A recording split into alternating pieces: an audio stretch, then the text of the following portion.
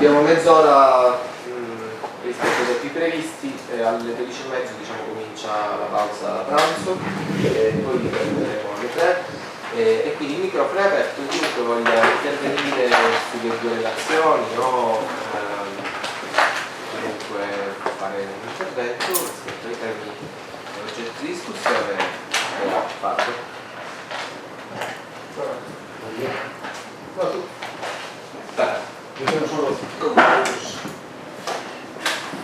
O sea, tengo comentarios concretos, ¿no?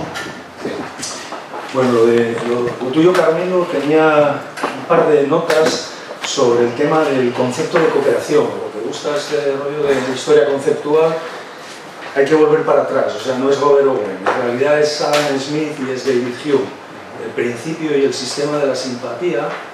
Entonces, o sea, no solo la cooperación es una cosa que se opone al sistema de mercado, está dentro del sistema de mercado. Fíjate que Adam Smith, cuando habla del sistema de la simpatía y aquella famosa frase de lo de la benevolencia del carnicero, etcétera, etcétera, que no es la benevolencia del carnicero, el cervecero o el panadero el que nos procura nuestra cena, sino el cuidado que ponen ellos en su propio beneficio, supuestamente el egoísmo, luego él dice que eso funciona sobre la base de una cooperación, de una confianza, de una simpatía, y la frase mítica del libro de Riqueza de las Naciones, que además estando en el aula Wrigley quiero subrayar, es la siguiente: el comercio, tanto entre las naciones como entre los particulares, debe ser naturalmente un vínculo de unión y de amistad.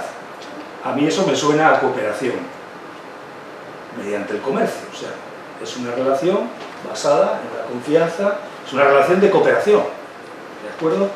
Entonces, la actividad económica está regida, la actividad económica capitalista, basada en este tipo de, y esto es lo que hace China, ¿no? Que es comercio, se basa en relaciones de cooperación. De hecho, los que damos cooperación al desarrollo decimos que los instrumentos de la cooperación son el diálogo político, los acuerdos comerciales y la financiación al desarrollo. Entonces, no se puede plantear eso como algo al margen. Después me ha gustado mucho esto que planteas de la cooperación como un tema que surge en Estados Unidos, un poco para confrontar el modelo o el éxito, que en realidad es un éxito, ¿no?, del desarrollo de la Unión Soviética después de la crisis de la Gran Depresión. Pero ya que también estamos con Arrighi y Silver, yo diría que, o sea, el proyecto de cooperación que está en el punto 4 de Truman es parte de la transición hegemónica. Y en el punto 4, tengo aquí el discurso que es una maravilla, dice Truman: el viejo imperialismo, la explotación para el beneficio exterior, no forma parte de nuestros planes. Lo que nosotros queremos endosar es un programa de desarrollo. Es decir, el viejo imperialismo, el Reino Unido, ya está acabándose y ahora viene el imperialismo posmoderno, que es el programa de desarrollo, es la cooperación. Entonces la cooperación hace parte de ese cambio hegemónico. Eso es lo que, como yo lo veo, ¿vale? Respecto al trabajo de Arrighi, que me ha gustado mucho, y tenemos que intercambiarnos información porque veo que somos vidas paralelas. La semana anterior di en Colombia una conferencia como la tuya, prácticamente de casi lo mismo, con diapositivas y datos parecidos, ¿no? ¿La copiaste? No, más bien no, creo que no. Hay lógica del descubrimiento múltiple. Estamos aquí. Hay anomalías de encuentro. No, a ver, o sea, yo el trabajo de Arrighi y de Silver me gusta mucho porque además creo que tiene es muy superior a otras teorías de relaciones internacionales que a mi juicio deberían ser tiradas al basurero. No sé por qué me miran. De la historia. Por ejemplo, la de la estabilidad hegemónica, el fin de la historia, que son complementarias, sí. Por cierto. Y entonces aquí lo que tenemos es una teoría que nos da, a partir de unos patrones históricos, una capacidad de explicar el pasado desde el presente y ver el futuro, cómo va, ¿no? Y el futuro se ha comportado de acuerdo a lo que en 1996, 97, 98 estos señores escribieron, porque esto es publicado en el 99, pero escrito, me imagino, 2 o 3 años antes. El único punto que hablábamos ayer, y no es pedantería, ¿no? O sea, lo único que me plantea esta teoría es el tema de la inducción, ¿no? El problema de la inducción. El hecho de que se repitan una serie de patrones en el pasado no asegura que en el futuro se vuelvan a repetir. Claro, la teoría tiene su propio dispositivo de seguridad diciendo que está abierta, ¿vale? Pero eso a mí me suena a tautología, es decir, como sabemos que es una teoría que tiene el problema clásico de la inducción, que ya planteó Hume y luego Quentin Skinner y todo eso, entonces mete este dispositivo de decir, bueno, el futuro está abierto. Ahí yo volvería a Samir Amin, porque el futuro siempre está abierto en función de la lucha de clases y estados, ¿no? Así que, bueno, el tema de la ciencia hay que meterlo. Y luego, yo la teoría la interpreto no solo en términos de transición hegemónica, sino de crisis del capitalismo, ¿no? Un poco también por donde tú ibas, y ahí entonces, y como la teoría está abierta, hay que tener en cuenta los dispositivos de seguridad del propio sistema, que son grandes, Entre ellos yo creo que está el tema de la inteligencia, o sea, la inteligencia, ¿no? O sea, hay ahora mismo, bueno, primero, los dispositivos de seguridad del propio sistema son los mismos que Marx vio en su momento. Las migraciones como válvula de escape, aunque ahora tendrían que ser a Marte o la Luna, pero la otra parte que Marx vio en su momento como dispositivo de seguridad para evitar que la lucha de clases acabara con el capitalismo, que es introducir una cuña dentro de la clase obrera. En sus cartas sobre la cuestión irlandesa, Marx plantea cómo los trabajadores irlandeses introducen una separación dentro de la clase obrera porque los trabajadores ingleses los ven como competidores, y eso además provocó, por cierto, el final de la Primera Internacional, no solo por el lío de los anarquistas y los marxistas, sino por ese... Y esto lo estamos viendo en Estados Unidos con Trump, en Europa con los migrantes. O sea, este es un dispositivo de seguridad del sistema, por cierto, y esto te gustará, Carmelo, donde hay que meter también las otras rupturas que hay dentro de la clase obrera por cuestiones transversales o de desigualdad vertical, o sea, perdón, de desigualdad horizontal, las cuestiones de género, las cuestiones de etnia, todo eso que forma parte del neoliberalismo progresista, pero que está dentro de esta manera de romper la unidad de acción, fragmentando a los que están pasándolo mal, ¿no? A los que están en el proceso de inmiseración o de pauperación. Entonces, termino. Queda otro dispositivo de seguridad, que es toda la gente que está pensando en salvar al capitalismo estos días, donde hay una coalición verdaderamente heterogénea, en la que está Varoufakis, por un lado, intentando salvarlo, porque es eso. O sea, dio el año pasado, en la inauguración de una jornada de la OCDE, dio un discurso que era puro Keynes, un New Deal Green, ¿vale? Y esto coincide prácticamente a la letra. Si veis el último número de la revista del FMI, es que es divertido, porque hay una entrevista fake en la portada entre Christine Lagarde y Keynes.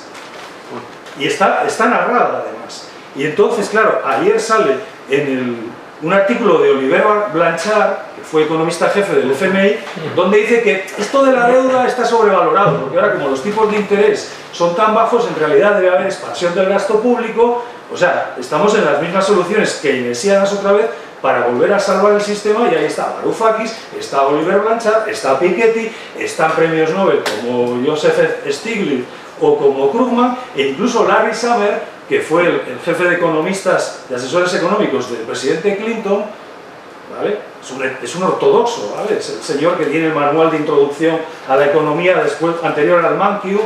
Larry Summers está diciendo lo mismo, es decir, con tipos de interés cero o negativos, ¿para qué preocuparse del déficit? El déficit, lo importante es lo que supone respecto al PIB, no el porcentaje, sino el pago de intereses, que es muy bajo. Entonces podemos gastar dinero público para salvar al capitalismo. Cualquier cosa menos redistribuir el ingreso. Pero las subvenciones a las empresas para mantener su tasa decreciente de beneficios a salvo, y ya está. Eso es muy viejo, y eso estamos en ello. Entonces, a mi juicio, eso puede detener el proceso de transición hegemónica y ir a una especie de como mundos fragmentarios. Mi hipótesis es que vamos a configuraciones de bloques regionales, ¿vale? Y eso vendrá determinado si se rompe o no se rompe la unidad de Internet. Si se rompe la unidad de Internet, eso va a ser así seguro. Si las reglas de ciberseguridad, de los códigos, todo eso, hay uno chino y otro americano, pues habrá dos bloques, cada uno tendrá que ponerse su camiseta. Y si no, pues ya veremos, pero digamos que esto ya son futuribles, ¿no? Nada más, gracias.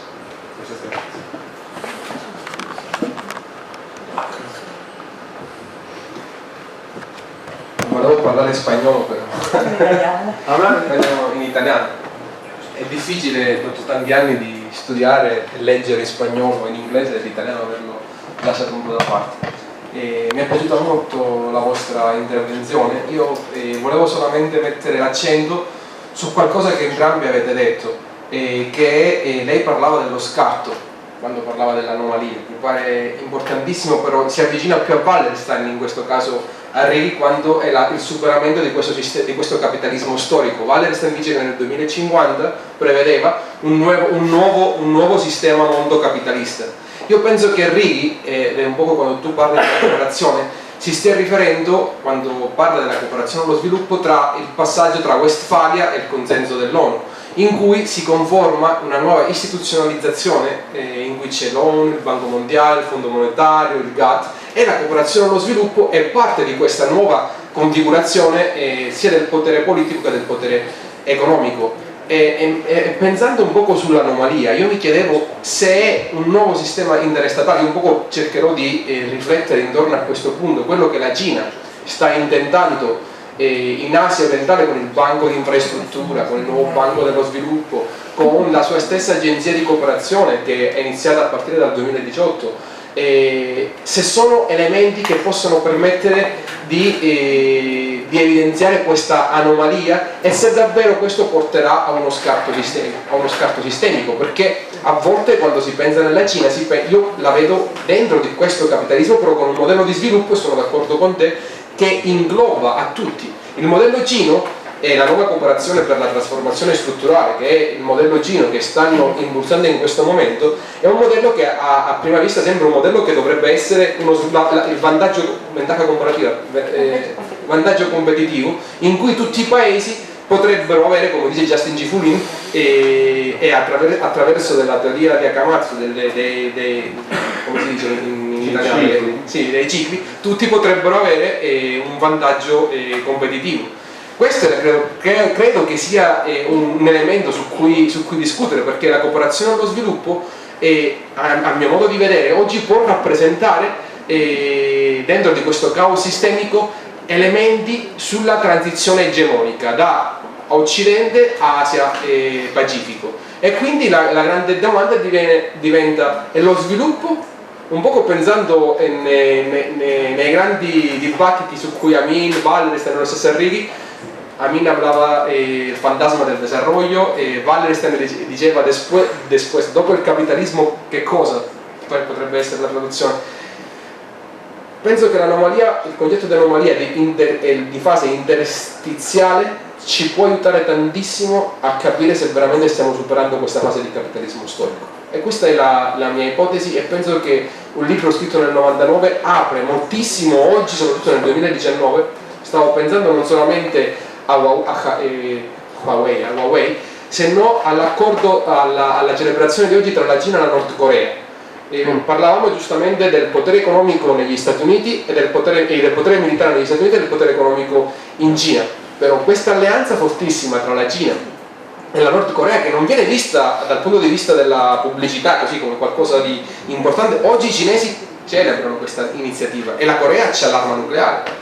La Cina pure, però voglio dire, la Cina ha l'intenzione molto forte. Ricordiamoci quando Obama, prima di Trump, voleva fare l'accordo in Asia-Pacifico, e quelli gli mettono il FTAP, il Free Trade Agreement Asia-Pacific, i cinesi, e rompono, però allo stesso tempo giocano con gli Stati Uniti. Oggi Trump, è lì quello su cui parlerò dopo, il populismo. Arrighi e Silver dicono gli stessi fautori del capitalismo si stupiscono quando vedono i populisti.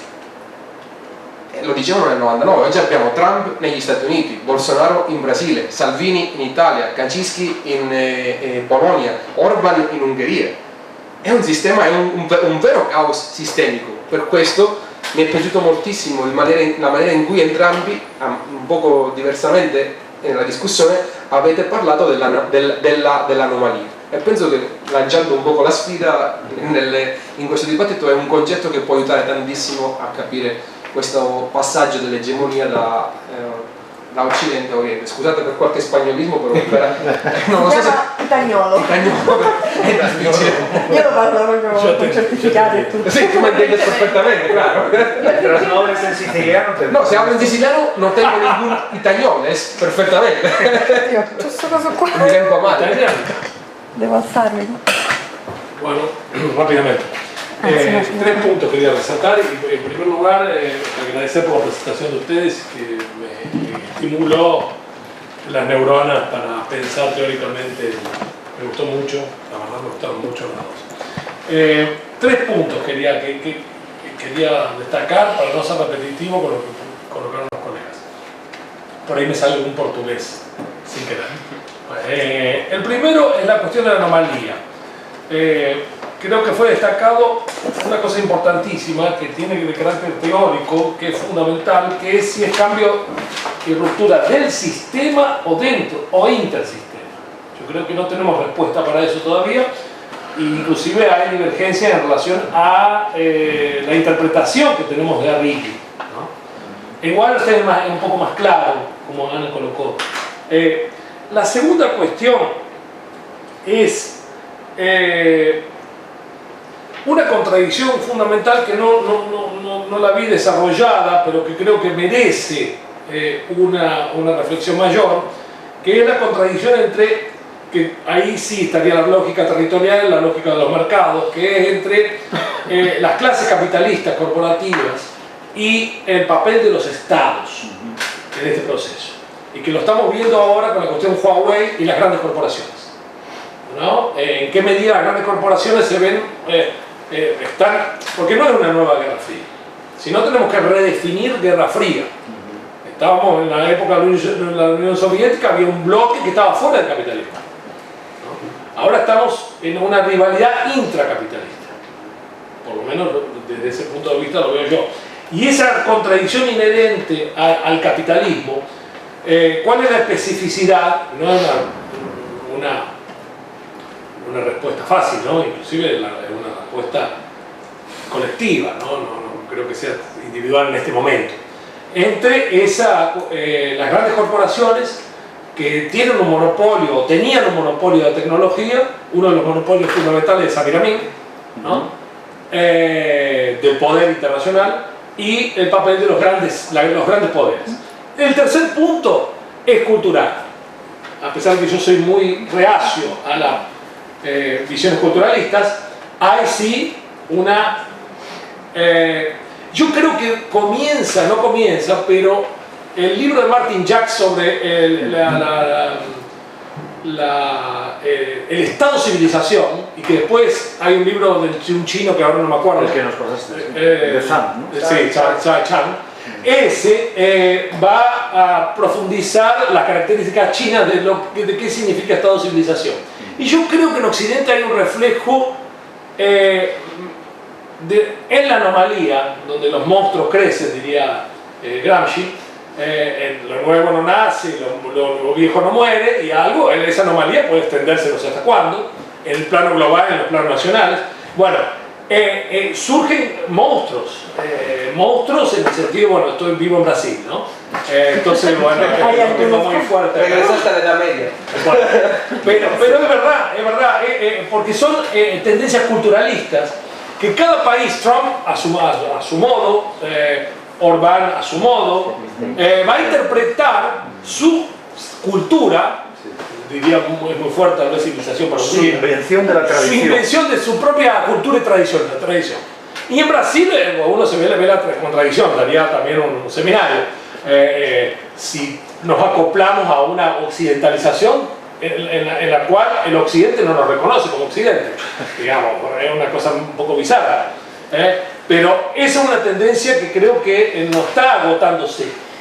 El ejemplo de India, tal vez Modi no soy especialista en India, pero yo creo que hay elementos ahí de la cultura que surgen en esta anomalía. Eso era un comentario que quería hacer, esos 3 puntos para estimular el debate. Spagnolo, italiano. Veneto. Español mejor. En el sentido de que mencionó Javier, ¿no? Que no queda claro, ¿no? Actualmente en este debate si hay un cambio de sistema o transitamos a un cambio dentro del sistema. Arrighi y Silver mencionan, como bien mencionó en la ponencia, que hay un ciclo, ¿no?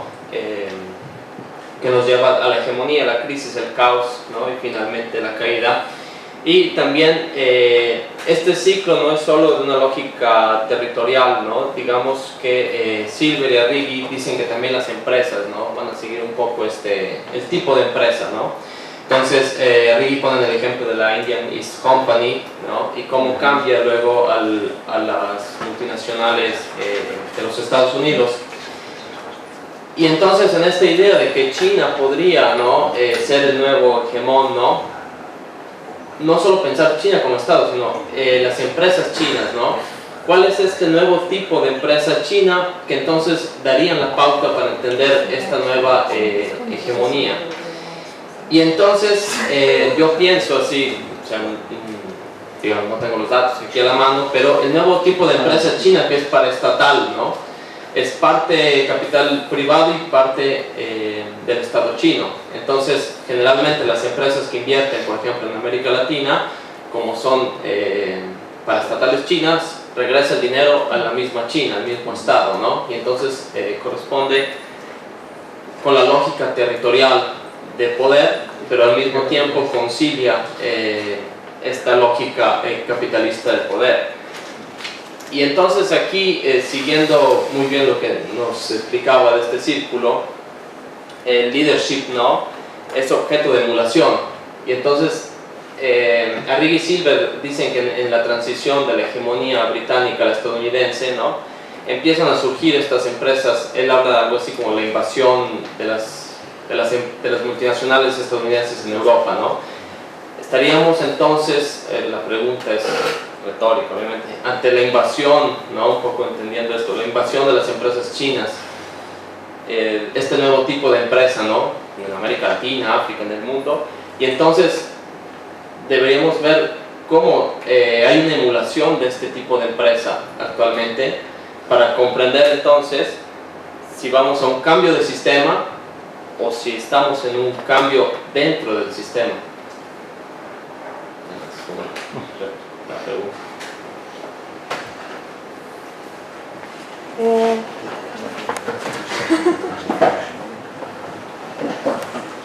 No, brevissimo, riagganciandomi a quello che diceva Edoardo, pensando al ruolo delle imprese cinesi, no? In questa tensione, e pensando anche, come diceva Anna Maria, che la Cina in questa proiezione di armonia cerca di guadagnare spazio anche all'interno delle istituzioni della globalizzazione. Mauro ci dice che per esempio anche sabato, no, all'elezione alla FAO, anche lì la Cina sta con forza col suo candidato, e così come lo ha fatto anche in altre istituzioni, e però anche aderendo, iscrivendosi in quello che è oggi l'ordine del discorso rispetto allo sviluppo, cioè un avvicinamento anche della Cina rispetto alle sfide, no, agli obiettivi dello sviluppo sostenibile dell'Agenda 2030, intesa come un ripensamento, o dovrebbe essere un ripensamento dello sviluppo, no? E la Cina quindi che si avvicina anche a quel dispositivo lì che è l'Agenda 2030. Quindi io un po' rifletterò su queste dinamiche rispetto al sistema convenzionale, rispetto al sistema nord-sud tradizionale, il ruolo delle imprese domani e lo sviluppo rurale, no? Però in generale mi piacerebbe insieme, no, ragionare sulla specificità, no, anche di queste imprese cinesi, considerando che l'Agenda 2030 riconosce come ricetta dello sviluppo, continua a pensare allo sviluppo in termini economici come crescita, a cui però aggiunge alcune specificazioni, alcuni cognomi, alcuni aggettivi, no? Dicendo che deve essere sostenibile e che deve essere inclusiva. Però nella logica, diciamo, occidentale, la logica tradizionale nord-sud, inclusivo significa articolare al mercato anche la base della piramide. No? Nella logica invece delle imprese cinesi, no? Come funziona questo sviluppo, uguale crescita, uguale inclusione e sostenibilità?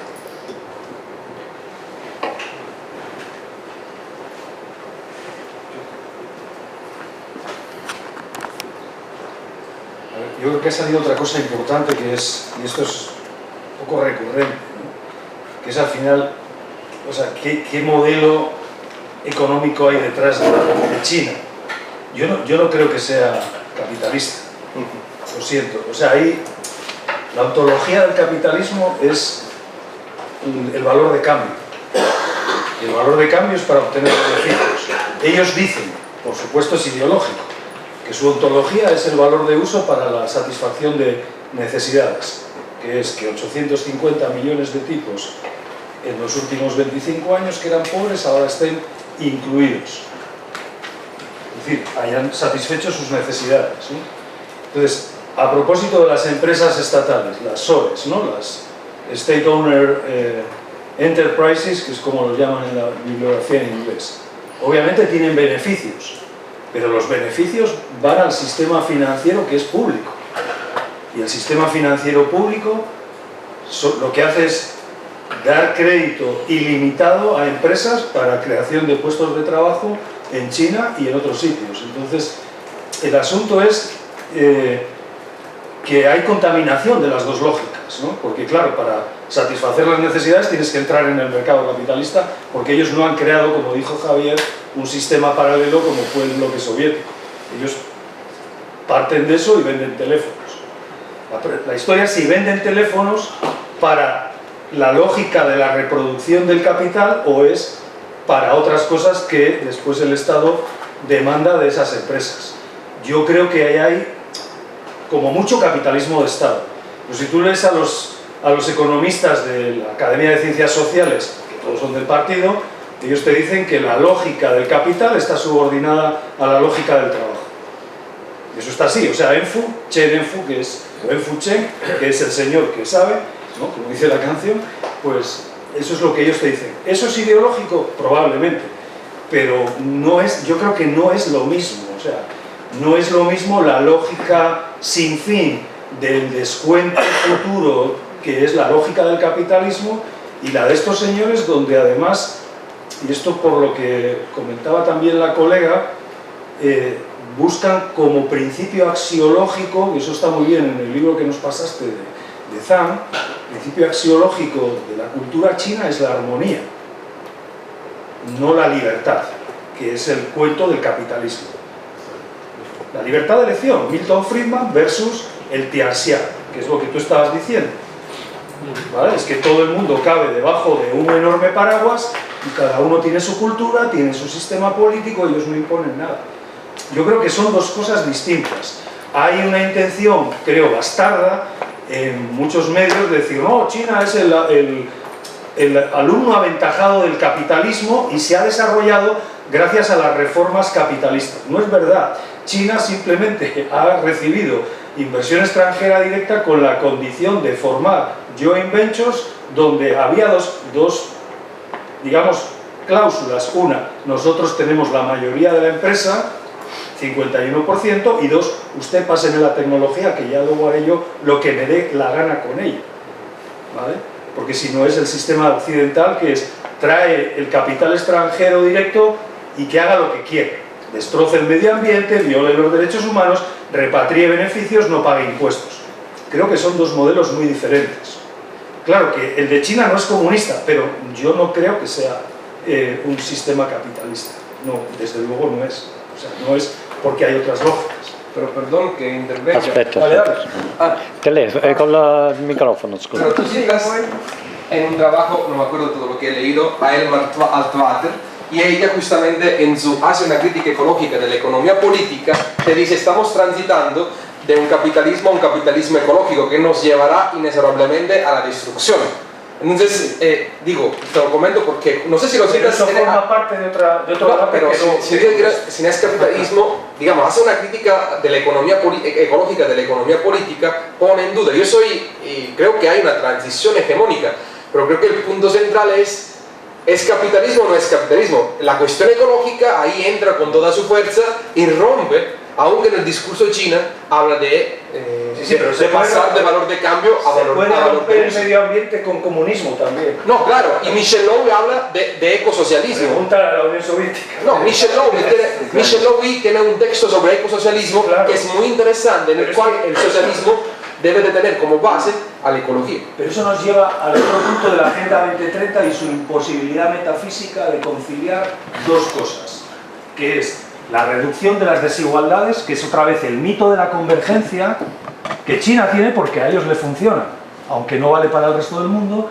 y cómo a su vez reduces las desigualdades intertemporales, que es la reducción de los gases de efecto invernadero. Si los países en desarrollo convergieran con los países desarrollados, tendríamos el doble de emisiones mundiales.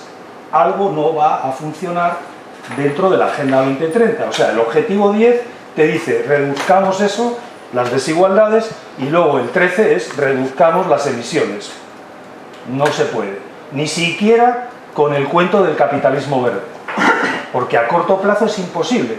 Yo lo tengo publicado, ya lo has visto. Entonces hice una simulación y es el doble. Por eso te pregunté. No, pero eso no tiene nada que ver con el capitalismo o el comunismo. O sea, el comunismo es una utopía para darle a todo el mundo de acuerdo a sus necesidades, pero es que como somos muchos y el sistema produce muchas emisiones y tiene externalidades negativas, pues estalla. O sea, por eso están intentando buscar otros planetas, a ver si los ricos se van allí y los pobres nos quedamos en la misma, ¿sabes? ¿O al revés?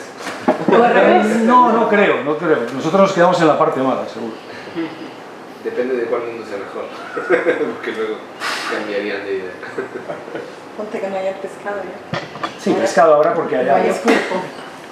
Vabbè, diciamo, se posso ritornare alla questione dell'anomalia. Ok.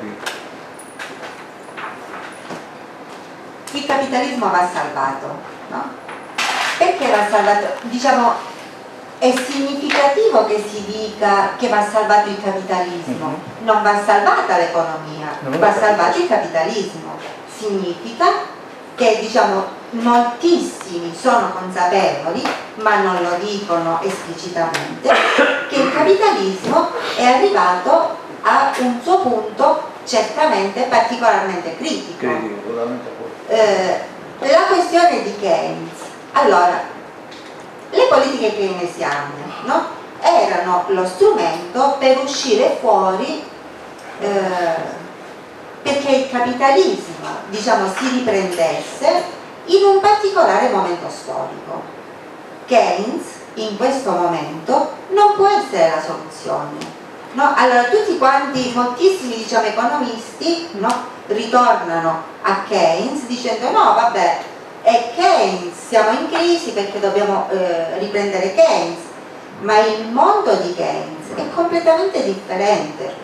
Lui stava ragionando su una specificità storica, non sul capitalismo, su come uscire da quella crisi, tant'è che in uno dei suoi libri, che io non ho mai letto, ho sempre sentito citare, dice vabbè, sul lungo tempo tutti saremo morti, come a dire, queste sono le ricette del momento, dopo non si sa. E quindi, diciamo, questo riprendere Keynes è assolutamente, c'è l'incapacità dell'economia, se posso dire, degli stati, dell'economia politica, di trovare un punto di svolta nuovo per il mondo che abbiamo sotto gli occhi. Il quale mondo che abbiamo sotto gli occhi, diciamo, io ho trovato una serie di articoli sempre su Global Times che praticamente distruggono la cooperazione, la modalità di cooperazione occidentale, no? non solo perché ne vediamo oggi gli effetti, ci avevano promesso, è completamente, totalmente sbagliato, ma diciamo uno degli articoli dice espressamente, mi è molto piaciuto, che praticamente diciamo tutta la cooperazione allo sviluppo è stata fondata sull'Accademia, no? L'Accademia che decideva che cosa era meglio per l'Africa, che cosa era meglio per l'America Latina, dopodiché sono stati diciamo disastrosi gli effetti. Ora io vorrei sottolineare, quando parliamo della Cina, diciamo dopo 30 anni no, noi diciamo la Cina vedi come è stata brava perché non ha seguito le ricette del Fondo Monetario Internazionale, l'Asia no, perché non ha seguito. Io vorrei ricordare che il fondamento del neoliberismo che diciamo è stato imposto a tutto il mondo con l'aggiustamento strutturale era fondato sull'idea, cioè la Banca Mondiale, il Fondo Monetario Internazionale dicevano guardate l'Asia ha cancellato l'intervento dello Stato e per questo è cresciuta. Allora era una bugia a cui tutti gli accademici di quel momento storico hanno giustificato, perché dopo 30 anni diciamo o i loro economisti erano degli imbecilli o ci hanno preso in giro. Allora diciamo l'emergere della Cina secondo me proprio mostra esattamente questo, come era ideologico e come non ha portato assolutamente a nulla. La differenza è che mentre fra UK e USA la cultura era esattamente uguale, in questo momento non è solo una questione culturale, diciamo io vorrei sottolineare che non è solo una questione culturale, anche perché in questo io sono marxista. Per Marx l'ideologia è una forza materiale, no? È un modo di conoscere il mondo che è completamente differente. E la questione è che mentre i cinesi sanno tutto della nostra visione del mondo, noi non sappiamo assolutamente nulla di come la Cina, l'Asia, diciamo i popoli indigeni per intenderci, hanno pensato il mondo, hanno pensato il futuro, hanno pensato le relazioni sociali, hanno pensato il rapporto con la natura. Dunque io credo che diciamo questa anomalia è determinante, diciamo rafforza l'idea che è uno scatto sistemico, perché ci viene da un mondo che noi abbiamo considerato sottosviluppato, che abbiamo considerato diciamo inferiore, no? E ci sta avvenendo e ci sta dimostrando che stavo dicendo una parolaccia no, altro che inferiore, vi dimostriamo come non seguendo la vostra logica, la vostra visione del mondo, noi siamo capaci di avere risultati che voi ci avevate promesso. Ma di nuovo è chiaro che questa presentazione al mondo è retorica, no? Chiaro che è retorica, perché si capisce, una potenza economica perché non dovrebbe partecipare alle decisioni che si prendono anche sopra di sé, che appunto è una potenza economica? Quindi le imprese fanno le imprese, diciamo, non è che le imprese cinesi sono particolarmente illuminate, perché il punto non è quello che pratica un'impresa, il punto è quale storia costruisci, quale visione, quale mondo costruisci dentro in cui poi un'impresa può praticare. Il modello diciamo dell'Asia, ad un certo punto Arrighi e Silver dicono che quel modello non si può esportare, non si può replicare, e quindi questo diciamo secondo me rafforza l'idea di questa anomalia che loro mai spiegano, ma che comunque mi dà l'idea di uno scarto sistemico. Vabbè, era questo qui, va bene, dopodiché no, ho finito.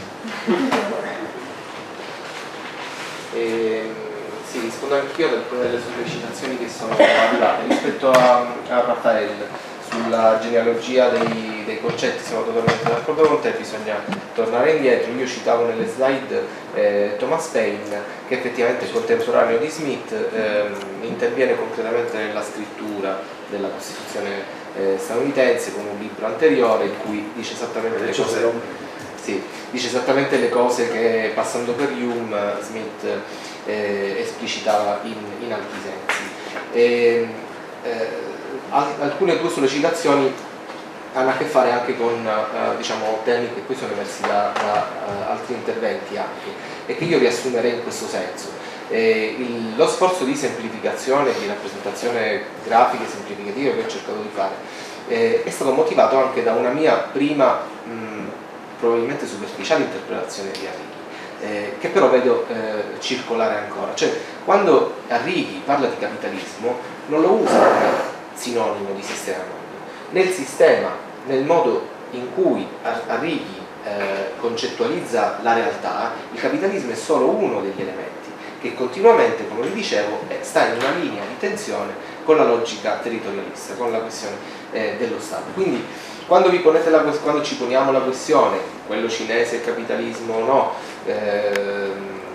siamo oltre, l'anomalia ci indica un salto sistemico storico, eccetera, eccetera, dal mio punto di vista bisogna considerare il punto di equilibrio che ogni Stato egemonico realizza.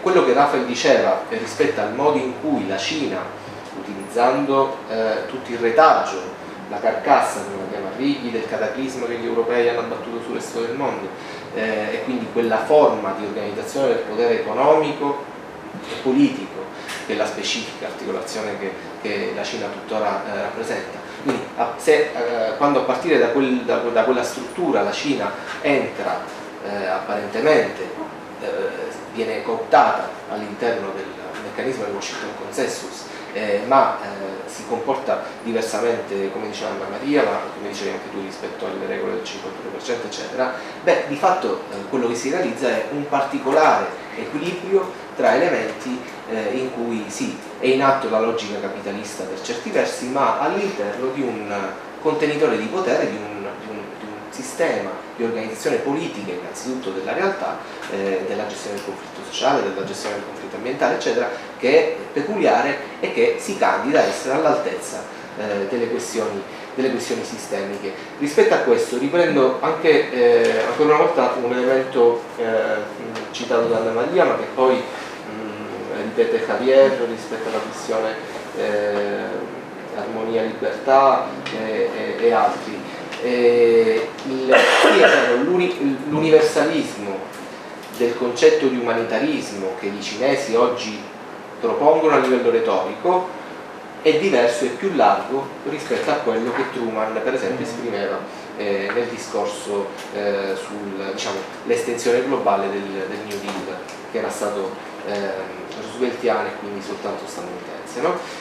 Però questo risponde a una logica incrementale che è quella che una parte di questo grafico rappresenta, perché effettivamente la Cina, qualcuno di voi anche lo diceva ponendosi questo problema, è l'ultimo anello di un sistema di articolazione di potere politico e potere economico in cui si parte dalla città-stato, Venezia, Milano, Firenze, Genova, quelle che nel nuovo XX secolo soprattutto Arrighi nomina, per arrivare con gli Stati Uniti e l'URSS a uno Stato che supera la dimensione nazionale perché diventano stati continentali, no?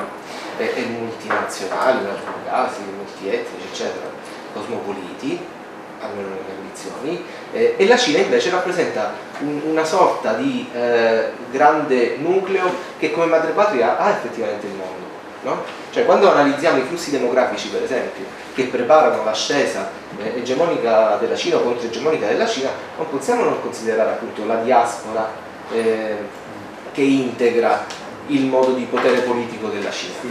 Cioè mentre gli Stati Uniti effettivamente parlavano di un umanitarismo che passava per una strettoia, lo sviluppo economico e la libertà, perché si era in un contesto di guerra fredda, quindi così come Arrighi spesso dice, un sistema mondo è un sistema regionalizzato nei rapporti di potere che realizzano.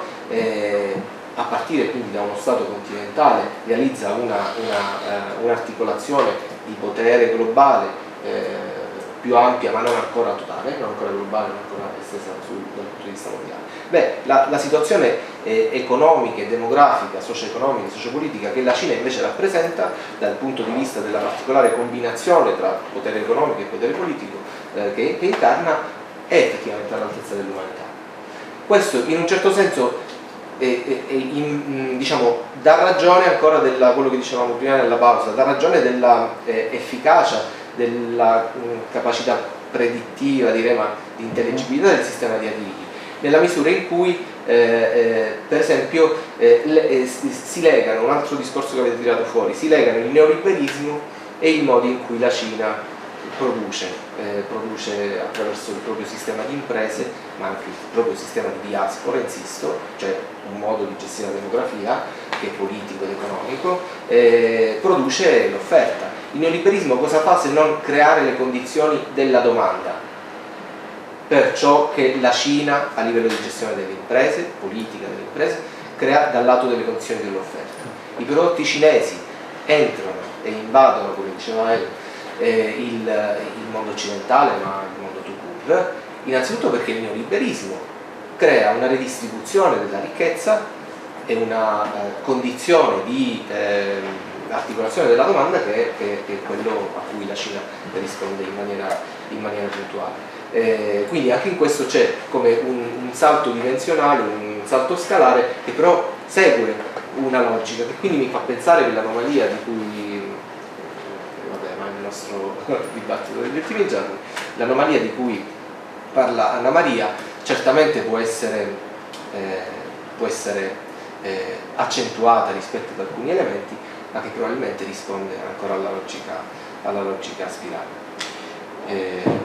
L'ultimo elemento era rispetto alla questione del populismo tirata fuori da Giuseppe, sì, che mi sembra molto interessante e che mi sembra rispondere anche a quello che diceva Anna Maria, la lettura del presente alla luce del passato o piuttosto viceversa, no? Effettivamente nelle fasi di redistribuzione regressiva della ricchezza, quello è il tipo di movimenti sociali che si realizza nel 99 a Righi e Silver, ma anche in altri testi, in altri momenti, diciamo, mettono a sistema questa verità che è anche un modo di interpretare la crisi degli anni 30 e le espressioni politiche di quella crisi, no? Per cui indicano anche un modo probabilmente di affrontarli, perché tu dicevi che Amin soprattutto mette l'accento sulla questione dei movimenti. Beh, forse in maniera un po' retorica, come dice Anna Maria, però la conclusione di questo libro lascia la parola ai movimenti. Cioè indica che in questo grande schema alla base ci sta la conflittualità sociale, quindi la capacità, la decisione, il modo in cui l'intelligenza dei movimenti riesce a intervenire e a incidere su questo sistema che altrimenti sembrerebbe un meccanismo, diciamo, che va da sé, automatico, e quindi in effetti sì, è la base del futuro, della prospettiva. Qualcuno sì, Raffaele. Yo quería hacer una precisión sobre lo de Keynes. O sea, yo no creo que Keynes, perdón, el Keynes del año 36 de la teoría general de la ocupación, el interés y el dinero funcione ahora. Pero sí funciona el Keynes del año 31, las posibilidades económicas de nuestros nietos. Ahí establece el limitarianismo. Ahí establece que llegará un momento en que los países ricos, dice, alcanzarán tal nivel de desarrollo que la gente dejará de perseguir el beneficio, que él dice en ese trabajo maravilloso, es una especie de enfermedad. Pues lo plantea como una patología, ¿no?, capitalista. Y entonces yo sí creo que si se puede recuperar el Keynes limitarianista, y de hecho se podría recuperar incluso las recetas de Keynes del 36, pero no dentro de los países, sino a nivel internacional. O sea, la receta que tiene para salvar el capitalismo es, como el sistema tiene la propensión a estancarse, ¿no?, que es el mismo, el ratio Baran y la famosa esta fórmula de Piketty es Baran al revés. Es visto Baran, en vez de desvelado de la distribución de los salarios es de la distribución de los beneficios, ¿no? Que crece más deprisa la acumulación de capital que la economía, entonces hay ese rollo de la patrimonialización.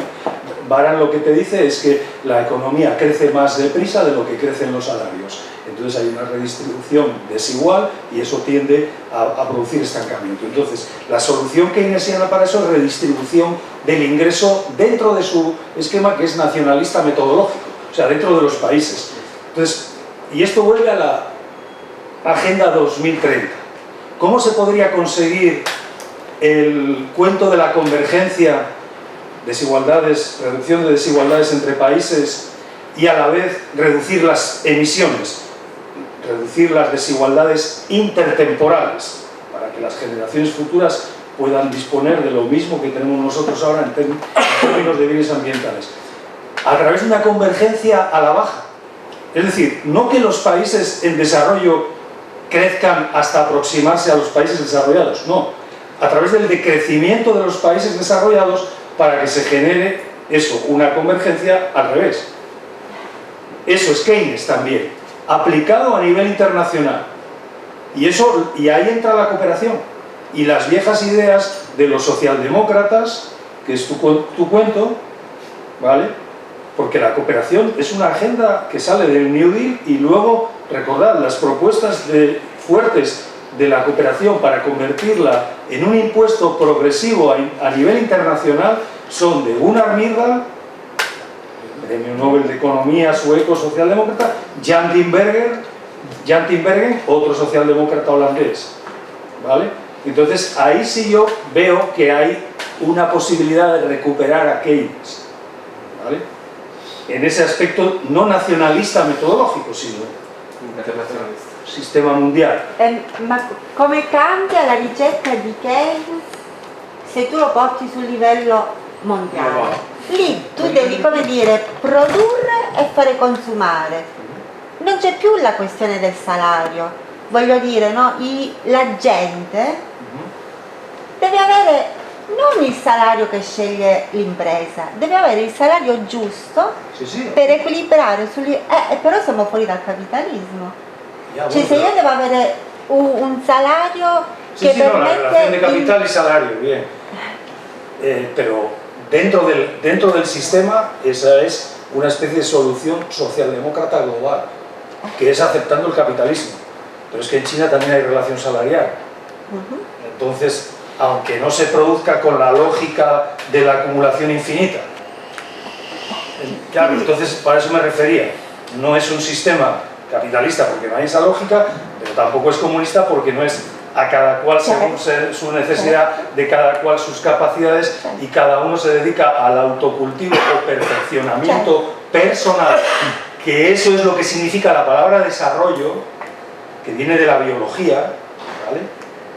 Luego se le habrán dado las vueltas que hayáis querido, pero la palabra desarrollo, hay un artículo maravilloso que yo te mandé, que viene, la idea de desarrollo en Herder, Kant y todos estos, está tomada de la biología del siglo XVIII.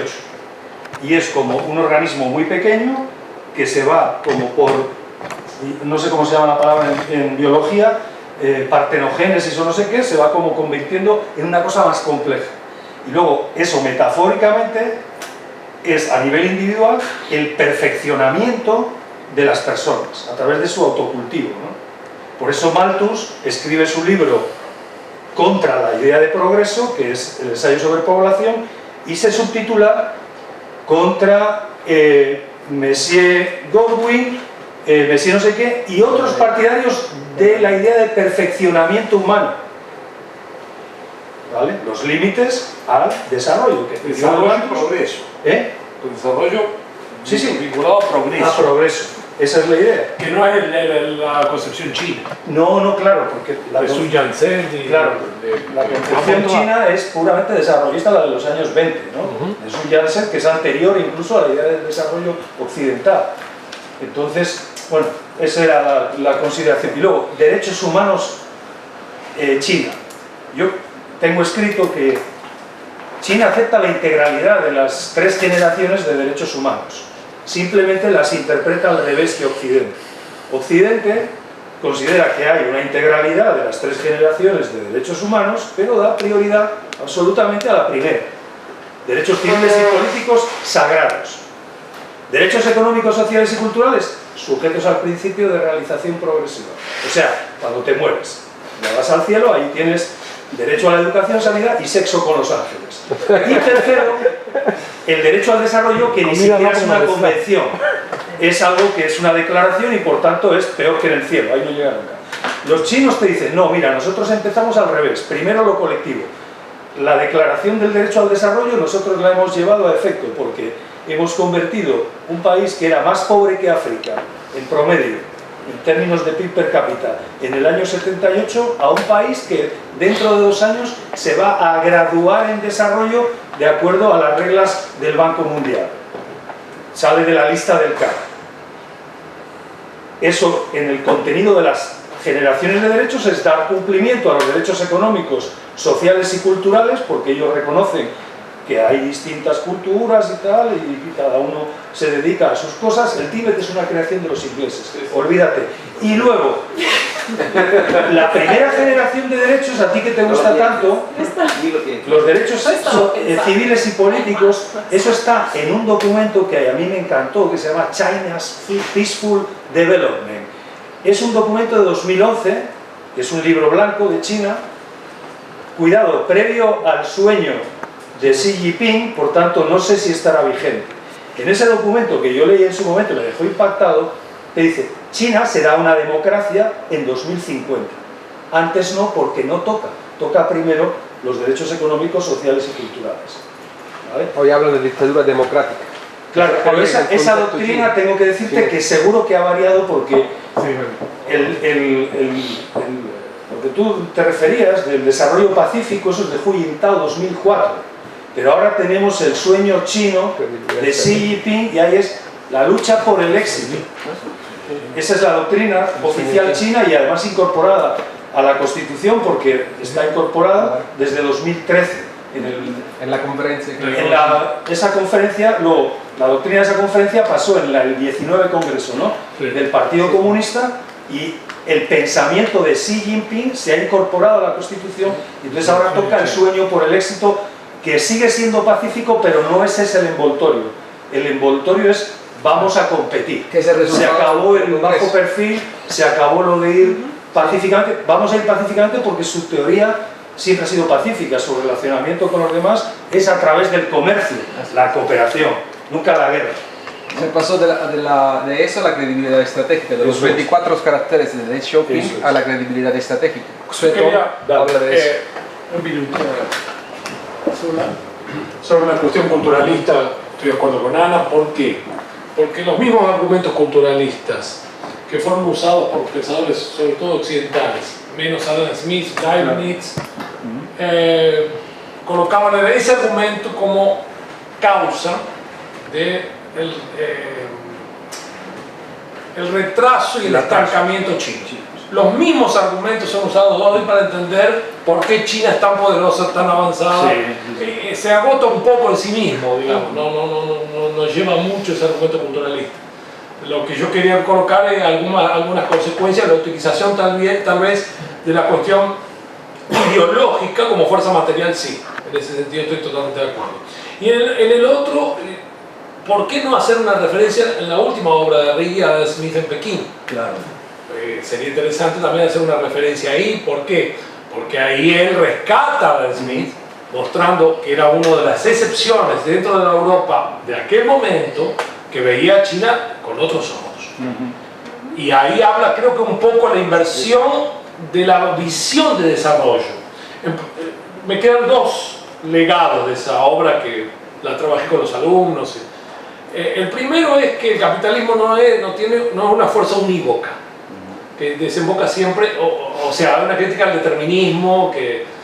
Y la segunda cuestión es el rescate de Adam Smith, la cuestión sociológica, y cómo China veía el desarrollo, y creo que tiene mucho que ver con lo que Rafa dijo sobre derechos humanos. O sea, cómo el modelo europeo, que él dice holandés, pero era el modelo europeo, comienza por la expansión externa para el desarrollo interno después. Y en China será totalmente diferente. Primero la agricultura, el desarrollo interno. Las Américas internas, así las llama Brodel. Y creo que también tiene toda una conexión histórica con el pensamiento de Sun Yat-sen, de infraestructura, primero caminos, caminos, casas, bueno, hoy sería electricidad. Y después hablemos de lo otro. Entonces, creo que el rescate de esa última obra de Arrighi es interesante para continuar la reflexión. No me extiendo más porque ya terminamos. El próximo evento de Marx a Detroit a Adam Smith en Beijing. Sì. Va bene, direi che è ora di concludere, ci vediamo qui alle 3 per le altre relazioni e le discussioni del programma. Grazie a tutti. Grazie.